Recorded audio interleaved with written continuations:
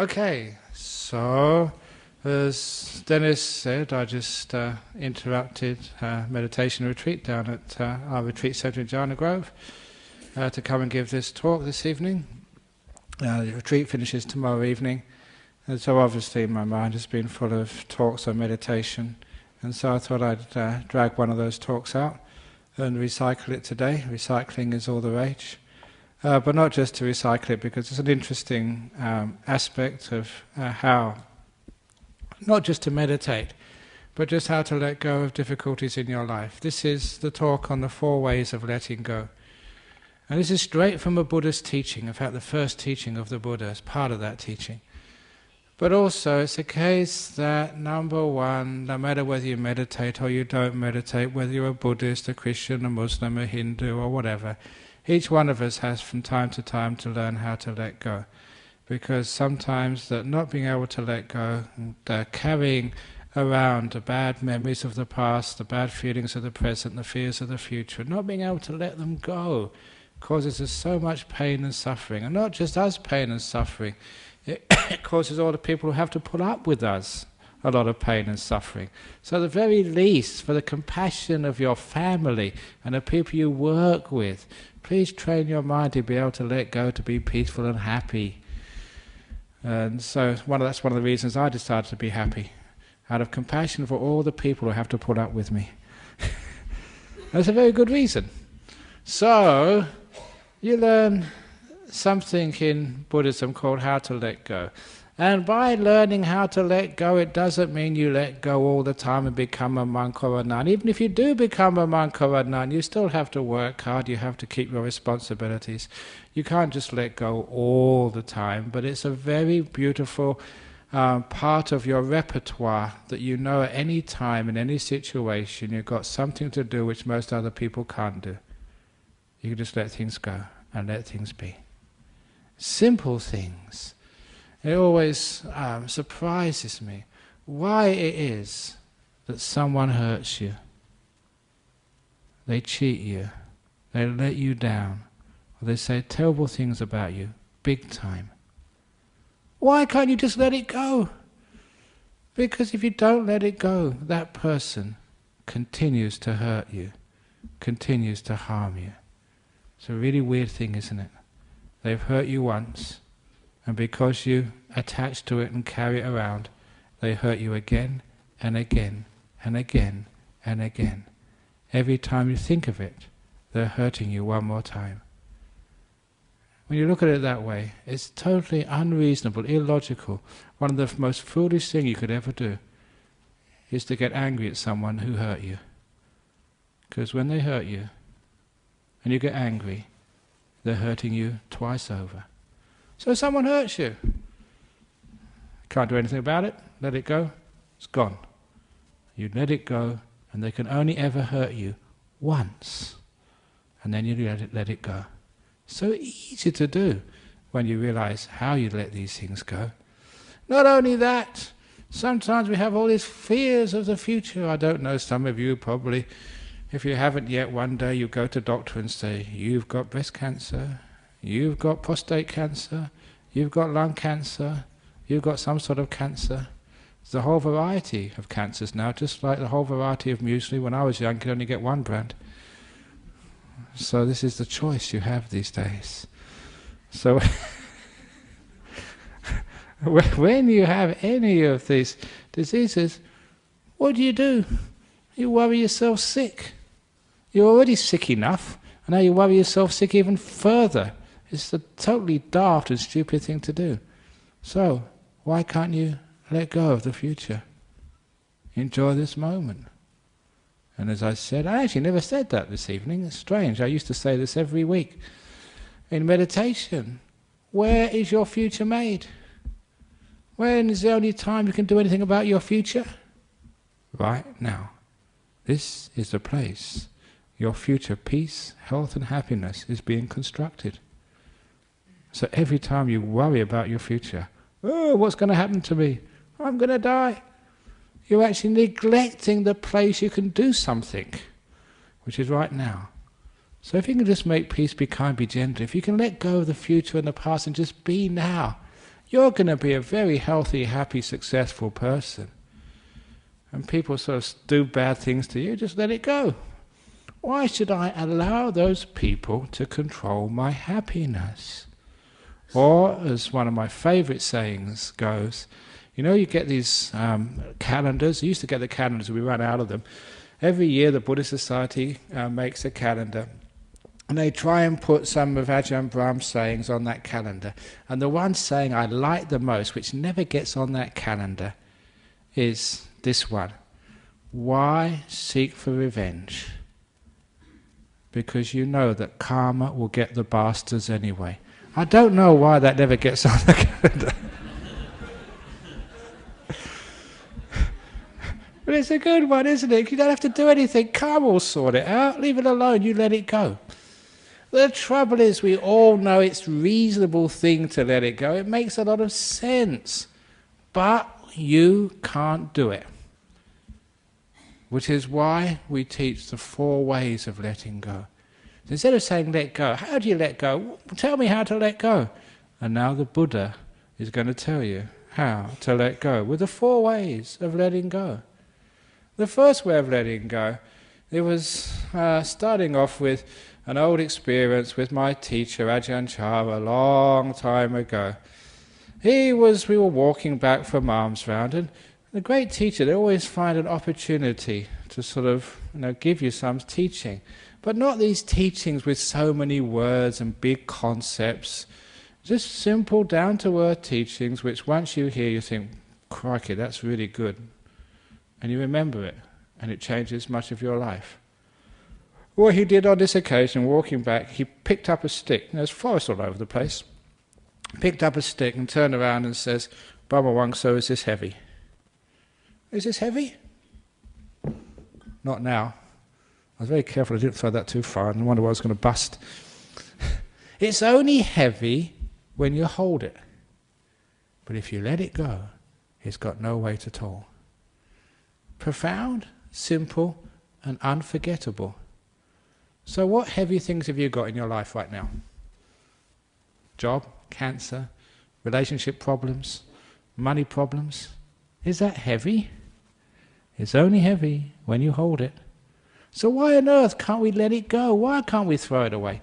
At the retreat, I told all those people who were still worried about their family, worried about their job, to get a stick in the forest in Jhana Grove and either get a pen or carve my family on the stick.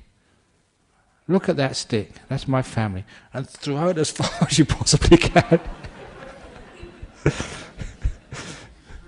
So you're free for 9 days. And you can change that. You can put my job. You can put, my husband, my wife, my kids, my life. Throw it away. Because what that does, it gives you an understanding that the first way of letting go is chucking things out. Because you live such complicated lives. You have so many things in your basket. And that means you can not travel lightly on the journey of life. Imagine a big backpack. You see all these backpackers in Perth. I used to go backpacking. My backpack was really small. These days I have huge backpacks. Just wonder what they got in there. What do you actually need in there? Probably got their computer, and they didn't have computers in those days. Just go to a box as a phone if you want to read. Don't have to have your own phone, but you have very light in those days. They get big backpacks. Imagine you've got a big backpack on. And it's really heavy. It's full of all these, not just clothes, but rocks. Heavy granite rocks. And you walk through life with this, and you just don't know how to take it off and put it down. You're going to get very tired. You're going to get very sick. And you're going to have no happiness at all. You're going to be so grumpy because every moment of your life you're exhausted. Do you feel exhausted? In your mind? Why? Because you've been carrying too many things in the backpack around your mind. So we actually look in that backpack. What can I throw away? And this is the first way of letting go. See what you can jettison, see what you can throw away. It's amazing. You can throw away many, many more things than you could imagine. And nothing goes wrong. If you throw away all this concern about your future and past, actually nothing goes wrong. That's the first big stone to get out of your backpack and throw away. I don't know about your history. Has it been a good history or a bad history? I haven't got a clue, because I threw my stone out a long time ago. So you're free of your past. The past is a prison. It's a cell with an open door. You can walk out any time you like. But a lot of times, just like people who have been in prison a long time, they're just a bit afraid of leaving. They've been used to that prison cell. So much so, it's hard to walk out. But once they have the courage to let go of the past, just like the prisoner walking out for the first time, freedom. I feel so good and so happy. This big burden, this big pain, this big rock, I've let go of. Isn't that wonderful? So, see if you can look at your past. Even get a stick in the forest, write my past on it, and throw it as far. Even better, get a rock, spray paint past on it, and throw it in the river, and let it sink with no trace left behind. And then imagine how free you feel. You know, you can do this, you can let go of these things. But when we don't have the courage to let go, the first way of letting go with throwing things away is have someone convince you it can be done and it's good to do. A lot of times we think we shouldn't. A lot of times we think we can learn from the past. You don't learn from the past. You actually get a lot of pain from the past. You learn much more from letting go of the past than you do from keeping the past. So we just allow it just to disappear. And as for the future, what might happen next? At the retreat, people were telling me about 2012, when the world is going to end. The tectonic plates are going to shift. There's going to be tsunamis. There's going to be earthquakes. So, forget about having a mortgage. You don't have to pay it off for another 2 years. Of course it's not going to end in 2 years' time or whatever it is. You don't think about that. In fact, I saw in Indonesia, people were talking about it, even in Indonesia, in the islands over there. And I said, look, I volunteer my monastery and the whole Buddhist society of Western Australia with all its assets against your house. I'll bet. If the world ends, you get our monastery and the Buddhist Society of West Australia's assets. If it doesn't end, we get your house. No one took me up on it. Of course, that's not much of a deal. But people are so afraid of the future. And one thing I can guarantee you about your future, I can read futures, just like Ajahn Chah used to do. I can predict. And I predict the future of Australia. And I tell you, I won't be wrong. The future of Australia is uncertain.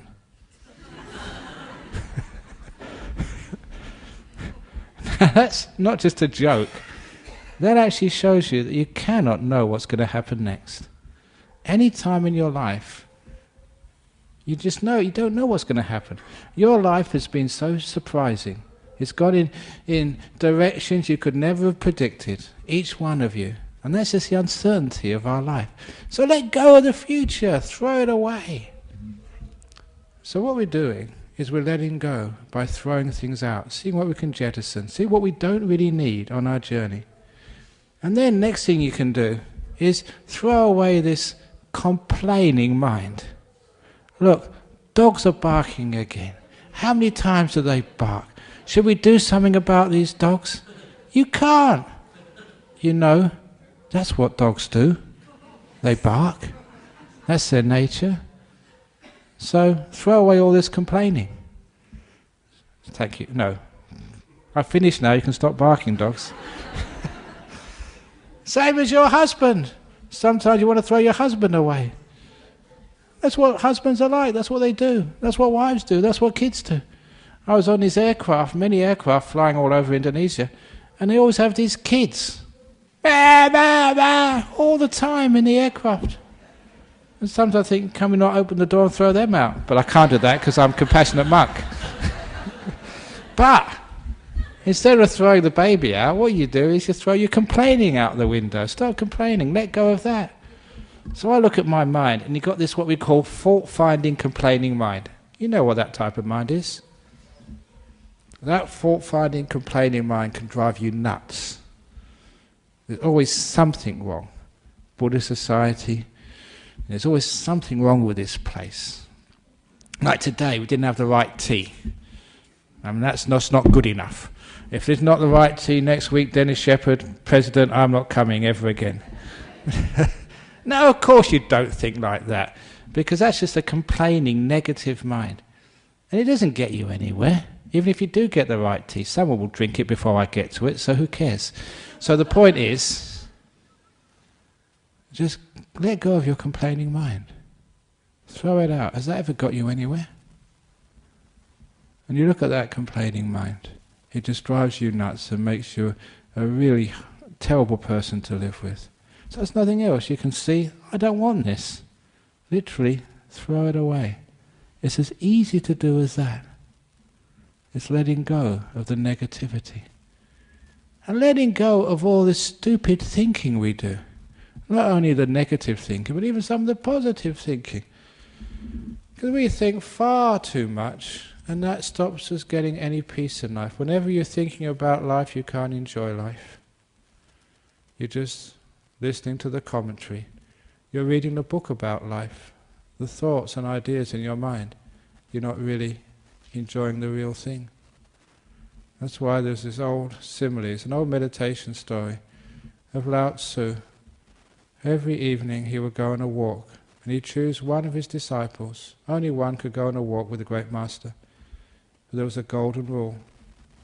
If you weren't on a walk with the great Taoist master, you had to be quiet. You weren't allowed to speak, not even one word. One day this young man was going on a walk with the master, and they got to a ridge in the mountains at sunset, and it was one of these amazing, gorgeous sunsets. And the young man couldn't help himself but say, "Wow, what a beautiful sunset." He broke the rule. Lao Tzu turned around, went back to the monastery, would never allow that young man to go on a walk ever again. And the young man's friend pleaded for him, said, "Look, there's only one sentence. Give him a break, cut him some slack. What's the big deal anyway of keeping silent?" And that's when the master said this very profound explanation. He said, when that young man said, "What a beautiful sunset," he wasn't watching the sunset anymore. He was only watching the words. He wasn't watching the sunset. He was only watching the words. Now that's actually very deep. Every time you think, "What a beautiful sunset," you're not watching it anymore.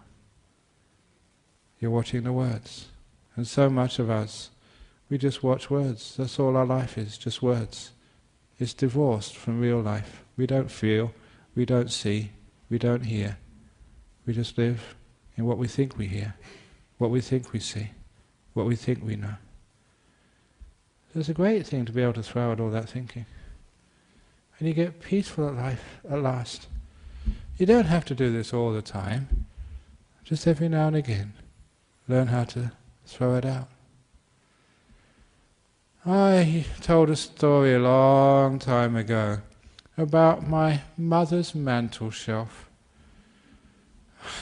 She's an English woman. She's in a home now, she's very old, but in her house, like many English people's house, they had a fireplace, and above the fireplace they have mantel shelf. And on that mantel shelf they keep the knickknacks, the mementos, the photographs, and all the things which bring back happy memories. And so that one day, I'd just been in Australia for a few years, and I went to visit my mother, and so I brought her a gift. And what sort of gift do you bring? Someone gave me a stuffed kangaroo. A little fluffy toy, really cute. So I brought that back and gave it to my mother, and she liked it very much. She put it on her mantel shelf. Next time I went over there, someone managed to get me a koala. And so I took that back, and she said, "Oh, it's so beautiful. Every time I see this, I can remember you in Australia." So she put it on her mantel shelf next to the kangaroo. The next time I managed to get a kookaburra. The time afterwards, a platypus. And the fifth time I went, I managed to get a wombat. The trouble was, the wombat was so big, she tried to put it on the mantel shelf and all the other ones fell off. And she spent about an hour trying to balance it on her shelf, and everything else fell off. I said, "Why didn't you throw those other things away?" She said, "No, these are nice, they remind you of me. And you had so much rubbish on that shelf." And I said, "Mother, this is like the person, they get one more thing in their head, they have nervous breakdown. Your mantel shelf's having nervous breakdown." That's what happens. We collect so many thoughts and so much stuff. So if that was my mantel shelf, every time if I got a kangaroo, I'd just put that on, everything else will be clear. And the next time someone gave me something else, I'd throw that one away and get something new. So one thing at a time in your head. And then your mantel shelf inside your brain never ever has a nervous breakdown. That's what I always do. I have all these jobs which I'm supposed to do. And I've just been on this teaching tour of Indonesia, all over the place. And I'm also spiritual director of Buddhist Society of West Australia, abbot of Bodhinyana Monastery, look after the nuns' monastery at Dhamma, spiritual advisor of the Buddhist Society of South Australia, spiritual advisor, patron of whatever, Buddhist Society of Victoria, the director of What Buddha Dhamma in Sydney, spiritual patron of Bodhikusama Meditation Centre, director of Brahm Education Centre in Singapore, spiritual patron of Buddhist Fellowship in Singapore. What else am I doing? Oh, vice chair of the Australia Sangha Association. A few other things. I missed out a few. What is it? I forget now. Anyway, I've got all these jobs. But I only do one at a time. So when I'm sort of here in this building, I just put Buddhist Society of Western Australia on my mantel shelf. And that's all I am. And then as soon as I leave, I throw that away. And then I'm just teacher at Ajahn Grove Meditation Retreat Centre. And that's the only thing on my mantel shelf. And as soon as I leave that and go back to Bodhinyana Monastery, I throw that away. Now I'm abbot of Bodhinyana Monastery. I just got one thing on my mantel shelf at a time. That's why you're sane and peaceful and happy. So throw things away and only keep one thing, the present moment, what's happening now. That becomes the first way of letting go. Learning to throw things out. And stop keeping so much. Especially don't keep the past or the future. Second way of letting go is just learning what freedom truly is. And this particular story is an anecdote when one of our monks, when I was too busy doing all these other things, we used to go teaching in prisons, but another monk started teaching in prison. And when he started teaching in prison, it was in Casuarina prison, one of the top security jails. After a while, the prisoners there said, "Can you stay back a bit longer? We want to sort of talk to you, just find out about you." So he stayed back a little bit longer. They gave him a cup of tea and some chocolate. If you give a monk a cup of tea and chocolate, they're going to stay forever. So he stayed behind for a bit of tea and chocolate. And they started asking him questions about life in a Buddhist monastery in the West. What do you guys do? Have you ever wondered what we do, in our monastery? And so he said, okay, the day in the life of a monk, we get up at 4 o'clock in the morning. And just at that, the prisoners were aghast. 4 o'clock in the morning! Even in prison you don't have to get up that time. And the monk, he did actually make a qualification. He said, actually, it's voluntary. It's optional getting up at 4 o'clock in the morning, which is true. It's optional. You can always get up earlier if you want to. That's the only option.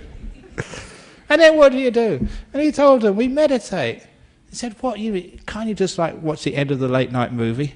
So no, we don't have TVs. You don't have TVs in the monastery. We have TVs in our cells. In prison. That's terrible. So what do you do then? You have your breakfast. And we do have a breakfast at monastery. We usually have 1 cup, we have a cereal in it, and that's about it. Or, if someone like Santuti, he has his noodles. But it's only 1 cup, that's all. And I said, wow, in Casuarina Chow, we can have bacon, we have pancakes, we can have cereal, we have everything there, whatever you want. And he said, why didn't you do that in the monastery? No, so we only have just a bit of cereal and that's it. And then what do you do in the morning? And then we work hard at Bodhinyana Monastery. We do this amazing chores, building. And even I do that. If you go down a retreat centre, we're doing this ramp, and I was spending 2 days cutting the bricks. This huge angle grinder, really heavy work, getting myself all dusty. And I like some joining in when there's any concrete work. I tell the story once, I was doing concrete work. When you do concrete work, he was the monk, you get it all splashed all over you. So, it's boys being boys, and I'm still a boy. Still just maybe a bit old to be a boy, but I still like getting myself all dirty. So I get all this concrete on top of me. And as I was walking back to my hut to have a shower, you passed a Sri Lankan woman. And she was in this really expensive sari. She was visiting the monastery. And she came up to me, and I'll never forget this. She said, I've come to see the abbot, Ajahn Brahm. And I was thought very quickly. And I said, Madam, if you go to the hall over there, he'll probably be there in about 15 minutes. That was enough time for me to go to my room, get a shower and get changed into some clean robes. And so I went up to the hall, and there she was waiting. And I said, I'm Ajahn Brahm. She never recognised me. That's how dirty I was. And I gave her a nice talk, about the monastery and about Buddhism and what we were doing here. And she was really impressed. And so just before she left, she said, you've got a really good monastery and you're a really good monk, but if you don't mind me saying this, I saw this really dirty monk when I came here, and I think you should do something about that. I said, I'll talk to him later, ma'am. Which I did. So that's actually how hard we work. And when the prisoners heard this, again, they were really surprised. Because, in prison you have to do jobs, but they really take it easy in those jails in Australia. They said they'll never get us to work that hard. And they said, then you have your lunch. Yeah, we have our lunch. We have it, many of you have been to a monastery, we eat it out of a bowl. Everything goes in one bowl. Sometimes it's true you do get curry on spaghetti. No, sorry, I got that wrong. You got custard on spaghetti, that's right. Have you ever had custard on spaghetti? Why are you saying yuck for? You've never eaten it. But actually, you're right, it is gross. Sometimes you have custard on spaghetti. I've had ice cream on curry. Chocolate ice cream. Yeah, that's also yucky. Because, you put it in your bowl, and for me, because I'm the senior monk, I put it in the bowl myself, and I give it to somebody to take up, because that's their duty. And by the time they're not really careful, they shake it all over the place. I put it in the right positions when I start. By the time it gets up there, it's all over the place, but that's life. And they were saying that sort of in prison, actually, even when you go to solitary, you get a tray. The custard is here and the spaghetti's over there. It's separate compartments. Don't you have compartments in your bowl? Have a look at our bowls. We don't have compartments. It all goes all over the place. That's disgusting. So what do you do in the afternoons? So we meditate.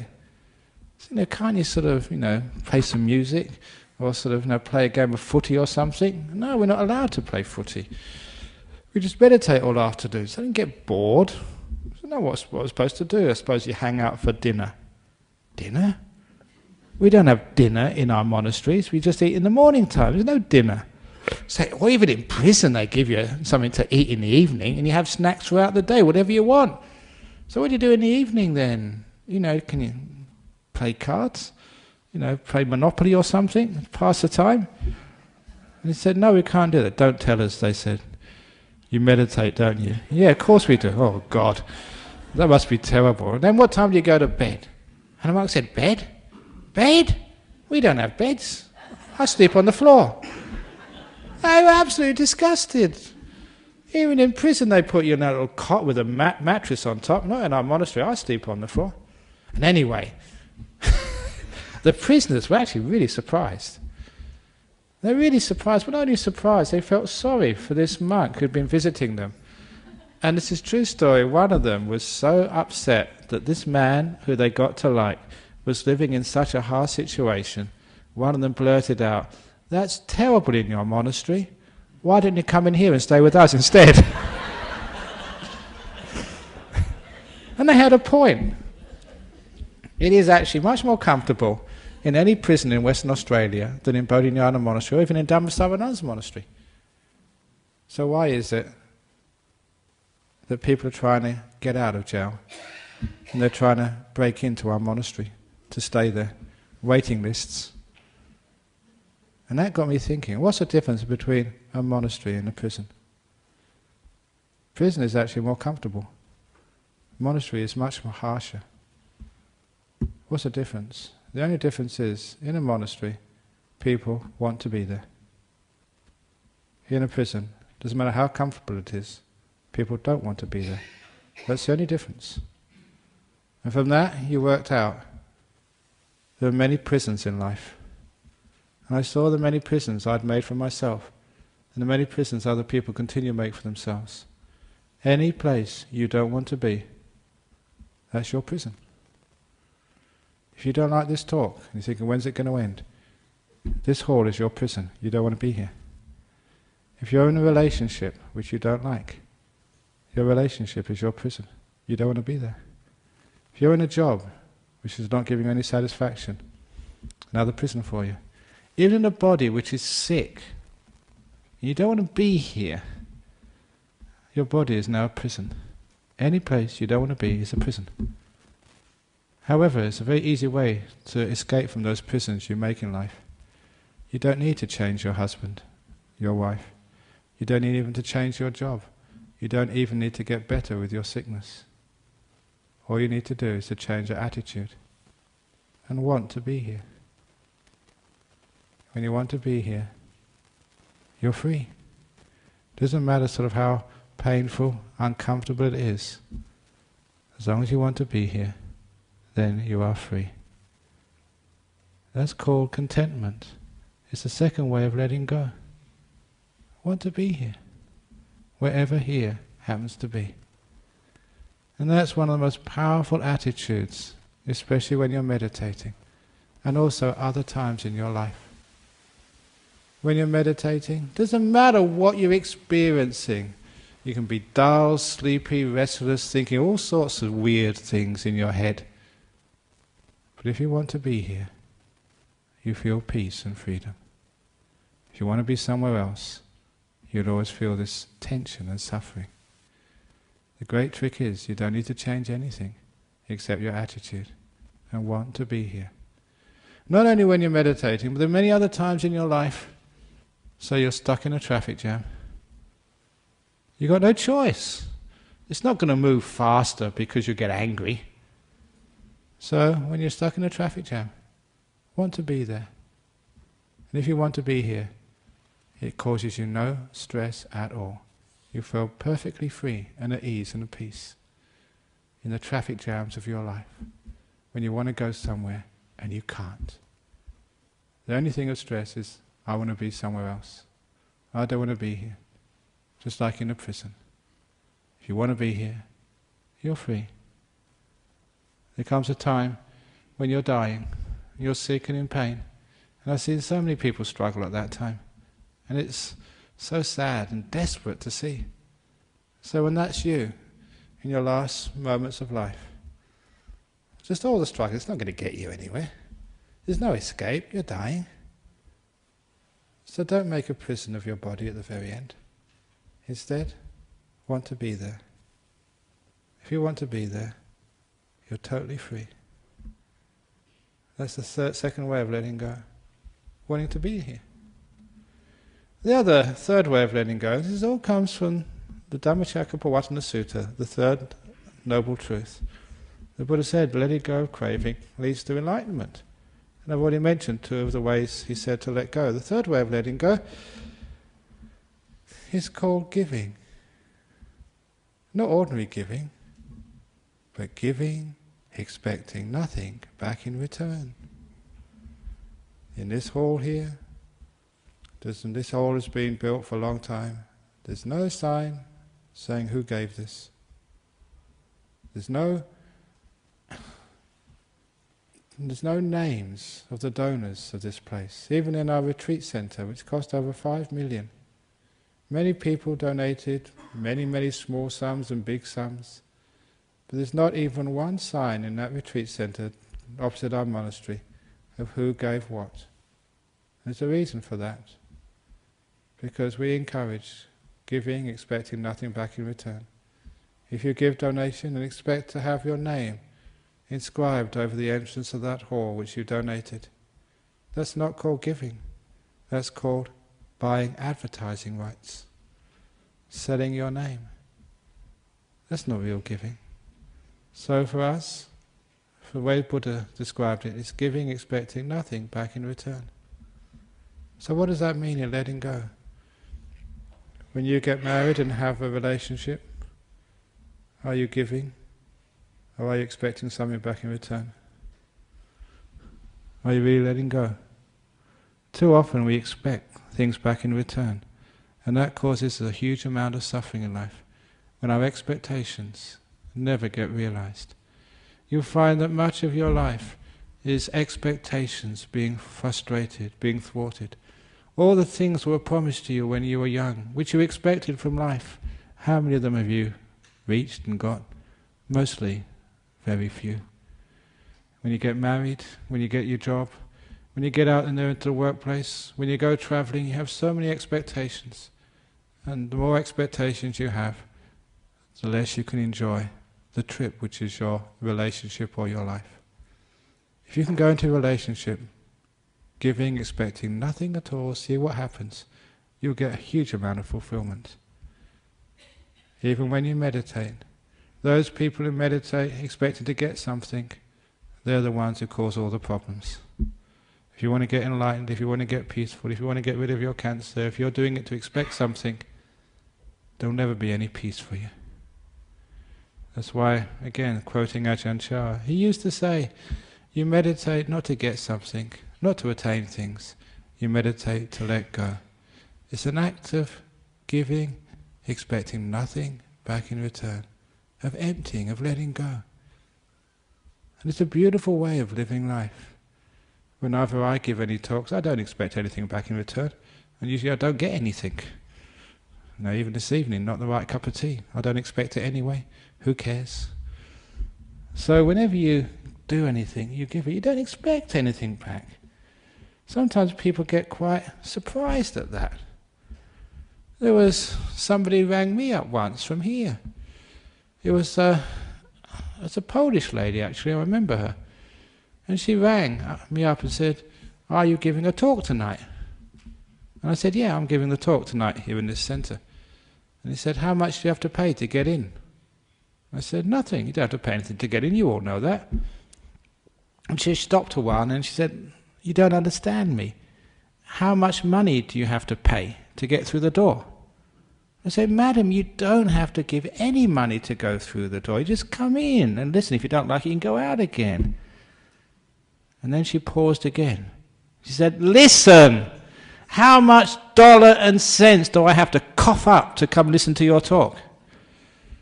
I said, madam, you don't have to cough up anything. You don't have to pay any money to go in. You don't have to pay any money to go out. We don't give you sort of brochures and propaganda, which will ask you money afterwards. It's totally for free. You just come in and listen and you go out again afterwards. And then she paused. I always remember this pause, because I knew that she was really surprised. And then she asked with utmost sincerity, well, what do you guys get out of this then? She couldn't believe that you can do something expecting nothing back in return. You just give. That becomes such a beautiful way of living a life. To give expecting absolutely nothing back in return. Why? Because it's just a joy to give. I think I mentioned a few weeks ago here, every morning when I'm having my breakfast, the cat comes up to steal my milk. So, usually I've got enough, but sometimes I go without. At least I have half instead of the whole, which I usually have. And so I give it to the cat. Do I get anything back in return for the cat? No. Licks this thing, it sniffs and goes away. Never says thank you, not even a meow from the cat. You know what cats are like, so proud. But anyway, Who cares whether the cat sort of lets me pat it or stroke or whatever? I don't care. I just love giving. So you do give, expecting nothing back in return. You give to your cats and dogs and other people. Sometimes mothers give to their kids. They just want to give. They're not thinking of getting anything back in return. That's a beautiful way of letting go. So why don't you give to life? Give all your kindness, your love, your energy to life, expecting nothing back in return. And then you know what letting go is, and what the spiritual life is all about. It's not what I'm getting out of this, it's what I can give. And of course I've given my whole life to this. That's why I'm so rich. Not materially, but with happiness and health and peace. That becomes a third way of letting go. Giving to your partner, not expecting anything back in return. Giving to life, not expecting anything back in return.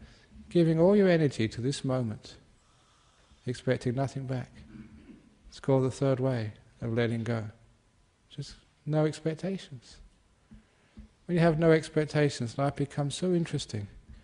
You're not demanding anything, just life gives you so much. And usually it gives you what you least expect. And you have much more fun that way. You don't anticipate things. All the gifts of life come as a great surprise. I never expected that. Isn't that wonderful? Life becomes far more enjoyable that way. And the fourth way of letting go is called having the Teflon mind, where nothing sticks to it. So you have this beautiful experience now. Don't try and take notes and try and remember what's being said so you can make sure you act this way in the future so you can be a better human being. You don't need to try to remember. These things will just stick in your mind anyway. So don't try and collect things and allow things to stick to you. You have this beautiful moment. Enjoy it now knowing it's going to go. So you can be free for the next moment to come. And then let that go too. And all the happiness and the unhappiness of life never stick to you, which means you can always be free for the next moment, not allowing the last moment to influence this one. You just flow through life, and again, collecting no mementos, expecting nothing for the future. Someone says something rotten to you, it just goes right through you. As I say, while we have two ears, if you look very carefully, one says in, the other one says out. So that way, we don't need to keep anything. That way, all of the, even the happy moments, we can let those go too, because be careful if you keep the happy moments. That gives you so much expectations, so much comparisons, it means you can't enjoy the next moment. You have to let go of all the moments, happy and sad moments, of the past. So you've got this mind, this body, this life to which nothing sticks, which means you can always enjoy whatever's happening next, not allowing the past to stop you being free in the present. And that especially goes with all your knowledge and understanding. Sometimes when we learn something, it sticks to us, and it makes us so, if you don't mind me saying, conceited, that we cannot face the reality of the present moment. People with too much knowledge can never understand the truth of now. That's why, one of my other favourite sayings is never allow knowledge to stand in the way of truth. Never allow knowledge to stand in the way of truth. Knowledge is all that you've learned, all you expect to be. Which means when you expect something to be, when you know what it's all about, it means that that blocks you from seeing the truth and the uniqueness of what's happening right now. And too many people even know too much about Buddhism even, so they can never understand it. They can never understand the truth of this moment, what's actually happening right now. They can never be at peace with this moment. They can never be free. They can never have real happiness no matter what happens to them in their life. And why? Because they always allow their knowledge to stand in the way of truth. So remember, all the knowledge is just the signposts. It's just the directions. It's not the real thing. And the last simile, an old simile but a great one. To understand what I mean by not allowing knowledge to stand in the way of truth, there was once a professor of philosophy here in Perth. Yeah? Is it the experience that is important? The experience is important, and which we're now going to see with the simile of the professor. And One more point. Isn't it true that sometimes experience is past? Do you understand experience? experience is past is when it's interpreted from the knowledge of your past. In other words, you take the experience and you compare it with something else, which means it becomes limited by the past. But to learn, you need words and you need experience. To learn, the words actually stand in the way of truth. That's why in meditation we learn how to be absolutely quiet, to feel and to know. That becomes the truth. In the same way that the student of Lao Tzu could actually didn't see the sunset, only saw the words. And that great Taoist master made a very good comment. That it is the person, if they want to see the sunset, they've got to put aside all the words. Descriptions, the words actually block the experience. That's it. Okay, back to the professor. There was a professor who, philosophy, in the university, whenever you mention professors of philosophy in Buddhism, they always get a bad rap. So if there's any professors over here, I do apologize. It's just our tradition. But this professor of philosophy, he found out there was a new 5-star restaurant opening in Perth, and he wanted to go there to test out the food. So he made an appointment. He rang up. There was a 2-month waiting list. That's how popular the restaurant was. And so, 2-month waiting list, he decided to book his place there anyway. And when he booked his place there, 2 months later, he rocked up at the restaurant. And of course they wanted to see his ID to make sure he'd really booked a place. And so they checked his ID. Yes, he was booked in. So he went into the maitre d' took him to his table. He sat down at the table and a waiter came, this really well-dressed waiters, and gave him the menu. And this menu was in thick parchment. And the menu was written in gold letters and calligraphy. Even the menu was a work of art, as you would expect in an expensive restaurant. This is no fish and chip shop. This is a top-class 5-star restaurant. So, he looked at the menu, and then he ate the menu, and then he paid and left. Because the professor had no idea of the difference between the menu and the food. Do you get it? Too often, the menu is one's knowledge, and the food, what you eat, is the experience. Which is why I said, never allow knowledge to stand in the way of truth. So we let go of all of that. There's too many people who say, but the Buddha said, but Jesus said, but the experts say, but the government says, or whatever. So what? It's interesting, it may be sort of pointing in the right direction, but that's what they said, but what did they mean? Where were they pointing to? And that's the experience which you have. So by having a Teflon mind, you become this beautiful free mind, which can actually see things as they are, rather than see things as you're told that they are. So learn how to be free. These are all the ways of letting go. Little things. I was telling people at the retreat that I told a story, an example of this. In the 9 years that I was living in northeast Thailand, this was a place where Western culture had not reached.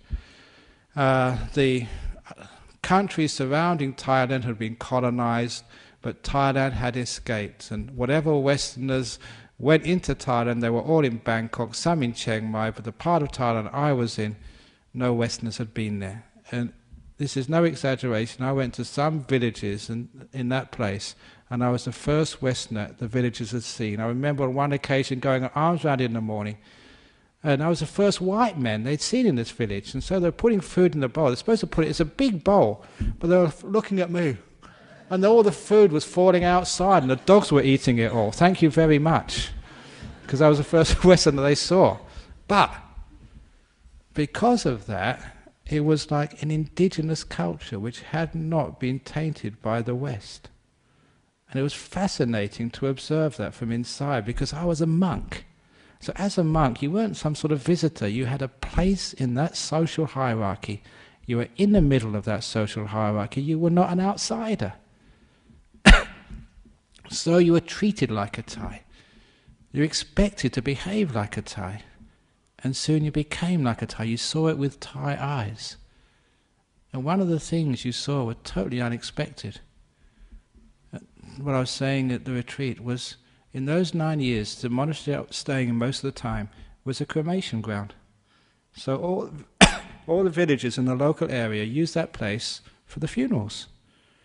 So we'd do the funeral. We see all the villagers, they'd come and they bring their dead. We do all the chanting and services. We see them that afternoon, that evening, the next day. And there was something very strange. There was no grief.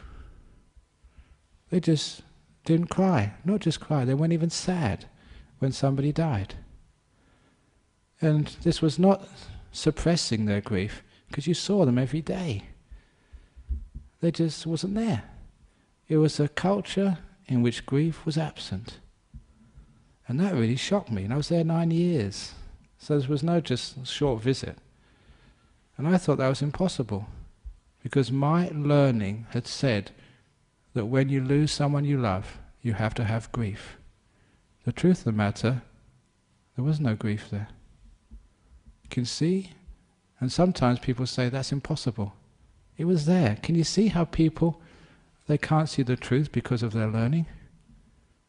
Never allow your learning to block the truth. So a lot of times, we have to let go of even our learning and our assumptions in order to see the truth. And that's having what I call this Teflon mind. Otherwise, you'd have all this assumption of who your husband is, who your enemies are, who your friends are, what life is all about. And that will block you seeing what's really out there. And life is totally surprising, at least as far as I'm concerned, what I've seen in my life. Even like Indonesia, my trip to Indonesia. You know, that's where all the Muslim terrorists are, all the Bali bombers, they came from over there. But I had such a wonderful time with the Muslims. They came to all my talks, we had photos together, got interviewed and photographed in the Muslim newspapers. Even one Muslim family, they came to the airport, they just caught me in time. Said, "Oh, Ajahn Brahm, you must sign our book, it's the best book we've ever had." So this whole Muslim family in the veils and everything, me in the middle with the book, having a nice photograph taken together. Isn't that wonderful when people of different religions can have so much fun together?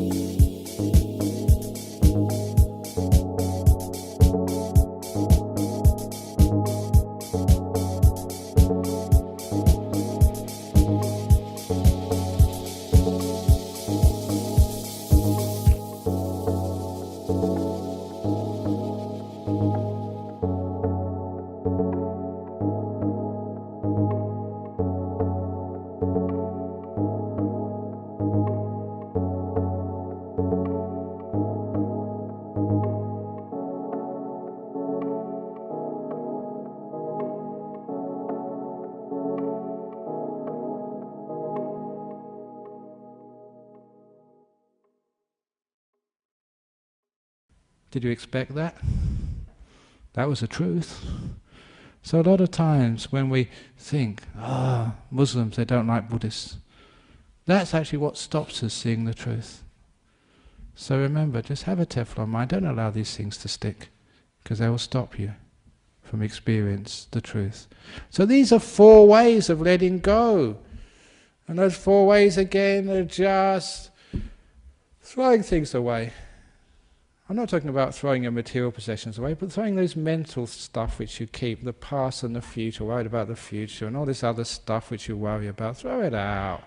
And be simple and be free. Have few possessions. Don't carry so many rocks in the backpack on top of your mind. And number 2 is learning how to be content. It's wonderful having a mobile phone. Isn't that wonderful? So be content that it's ringing. Because it's going to ring anyway. You can't do anything about it. So be happy to be here. That's very nice music. Thank you so much. It's very rare that monks hear music, because we're not allowed to hear music. So it's very wonderful to hear this. Thank you so much. So be content and happy no matter what's happening. Number 3 is actually whatever you do, just give expecting nothing back in return. So I don't expect thanks. I don't expect anything back. So whatever you like this talk, that's your problem. I've just given my talk, I've done my duty. And that's it. So I don't expect anything back in return. I just give because I love giving. I love teaching. I love serving. I love being kind and seeing what you need next. So that's my joy. So thank you for giving me the chance to teach. That's all I need. Nothing back in return. And that's beautiful because then you're free with no expectations. And last of all, have a Teflon mind, which nothing sticks. So don't keep things, especially your thoughts, even your knowledge. So you can be free. And then you understand what letting go is. And if you can do that from time to time in your life, you find that most of the problems of life you can overcome. There was a time when you work hard, when you carry things, you do your duties and jobs. There has to be the time when you just put things down and let go. The problem is, as Westerners living in a Western world, or as Asians living in a Western world, we all know about doing things. We're very good at that. But what we don't know is how to put things down, let go and rest. So that's how to let go. The 4 ways of letting go. Thank you for listening. Thank you. I never expected that.